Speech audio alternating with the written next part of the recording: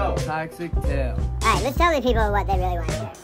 This is the real shit right here. We've been talking about this All in My Feelings documentary and mixtape Forever and ever. For days and days. Forever and ever. For days and days. Forever and a day and days and days and days. Yes. Say about this. What is your send off? The first thing is like everybody called me weird for the longest time. Like that was supposed to like hurt my 9-year-old calls him weird.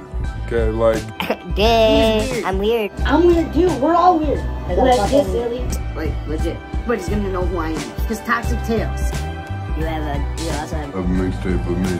You already know. He was the biggest part of All in My Feelings. There's a camera in here. There's so many cameras pointing everywhere right now. Yeah, fuck it. I'm down with it. You can't break into this house because you're being part of a documentary. I don't even know. There's no camera to look at. Look no, at that we camera. ain't gotta look at no Look at that camera. camera real quick. Say hi. Say hi to that camera. Now look at the camera and say hi to that camera. Hi camera. Say hi to that camera. And then say hi to this camera. Already know. All right, we got. The camera's all over this shit. Oh guys, okay, get it together. Get it together. I don't know, but y'all now are on my music video now too. Yeah, come on.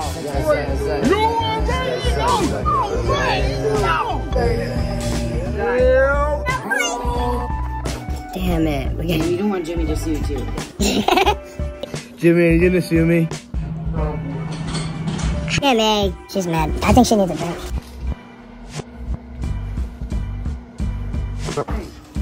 Ooh, see, that scared me. I got scared. No, I recall no such thing. I got scared. I thought she was going to get me, bro. I thought you fucked up the both of us. Now I'm in charge of him, and if he gets in any more trouble tonight, guess who else gets in trouble? You want us to come in? You want us to go and parent? Jimmy, you come out here and be silly. Oh. I told you I was in trouble, man. Me. And have you ever dealt with the upset Jimmy? I volunteer you. Ooh, see, that scared me. Henshy. Backwoods and Henshy. Stay sunny. To the game. No, other way. This commercial is brought to you by 311 Game. You know, Ty Pastor, 100% my blood. Even though he ain't got it in him, he still got it in him. This that one, dog. This that one, bro. No cap, bro. No cap. As soon as you finish that motherfucker, send that bitch to me, bro. That shit hard. His biggest thing was storytelling. We were always into telling a story, and he was really, really into that. Whether he was making a video of his own or working on stage. In those classes, he wrote original material, he did camera work, he did editing, and he acted as well. Pass me my double cup. You making music every day. That I have mixtapes. Mixtapes. You don't fuck around when he's in the studio. He's trying to make a hit every time. Ty was a big part of our performing arts department when he was in high school. He took classes from me both in drama and in video production. Boy put work in, day in and day out. That's all I got to say about that. Man, it shows. This is where like a lot of it all started off. And right there used to be where Aunt Mabel used to. But that shit you got the vibe, bro. You know what I mean? I could feel it, but that's just a banger, a vibe. Say so. Let's put this work in and get it. I think I have a few stuff that I might want to collab with you on too also. You see? I'm fucked up, but we stay steady. We're like 13 years old. I'm like, fuck yeah, I'm gonna make some fucking money. It kind of grew from there. My dad's always done music. And when he was doing music, that's when I met guys like Rob Bledsoe, Mello, Dave Manley. He used to shadow us actually when we was in the studio making beats, you know, me and his father. And, you know, a couple other cats, Dave. So he would always be that kid that would be running around. You know, he was just always around. Like my junior year, he's like, Drew, gotta bring the fuck it. He popped back up and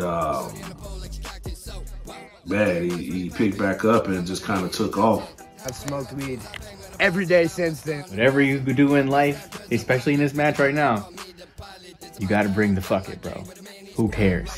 Just do it, you know? He's a fighter at heart, been that way since I've known him. That stuck with me for a while. Still does to this day, and I still live by that pretty much. Definitely the same since day one, and you know, couldn't ask for a better guy. You got 100 songs.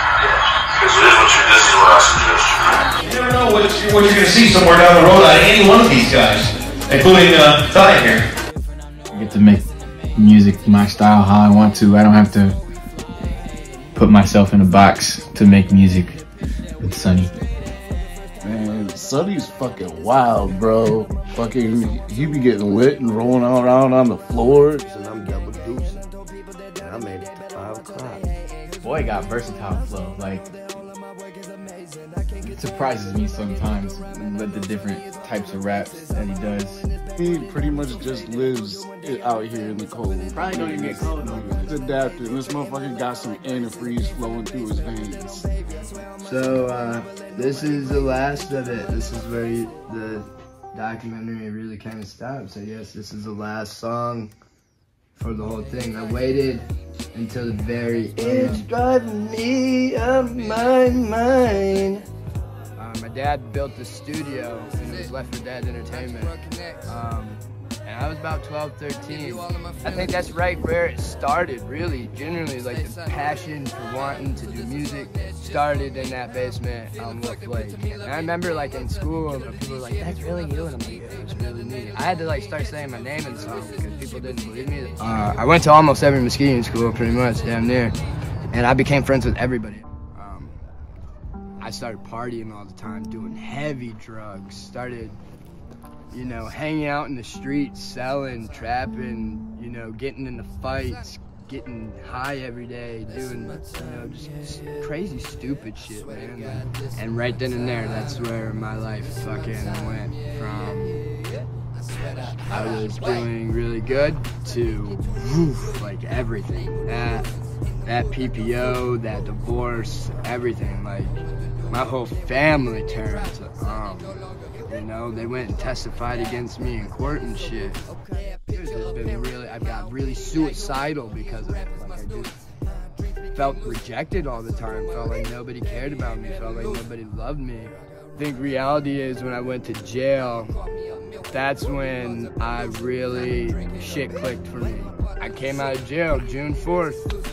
2019, and that's where it started, Young Sonny. Big part of this mixtape came about when the split with him and his lady, like, that put him in a fucked up place for a while.